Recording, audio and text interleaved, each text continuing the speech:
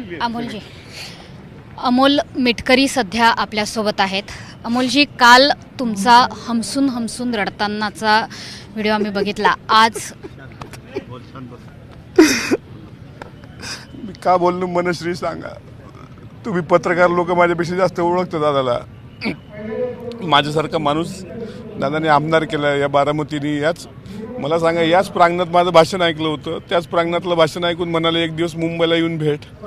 तिथं उपमुख्यमंत्री झाल्यावर माझंच भाषण ठेवलं. म्हणले तुला कोण्या सभेत फिरता नाही आलं. दुसऱ्यांदा उपमुख्यमंत्री झाले कारकिर्दीत, त्यावेळेस तसंच म्हणलं. त्याच ठिकाणी मला अंत्यसंस्कार करा. मी कल्पनाच नाही करू शकत या गोष्टीची.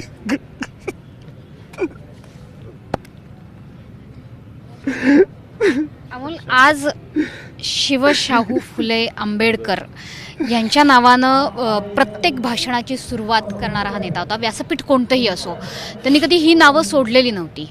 म्हणूनच आम्ही दादावर एवढं जीव लावून प्रेम केलं.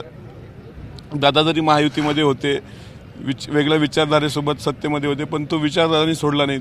दरवर्षी भीमा कोरेगावला आवर्जून जाणारे अजितदादा. कुठलाही मुस्लिम समाजावर कोणी काही अपशब्द बोलला किंवा काही, त्यांना जीवाशी लावणारे अजितदादा. आणि हाच विचार शिवशाहू फुले आंबेडकर, यशवंतराव चव्हाण. आता त्यांना आम्ही कधी पाहिलं नाही, आम्ही फक्त त्यांची पुस्तकं वाचलेली आहेत. असं वाटत होतं का पवार साहेब आणि दादा हे त्यांचं प्रतिरूप आहेत त्या महापुरुषांच्या विचाराचं.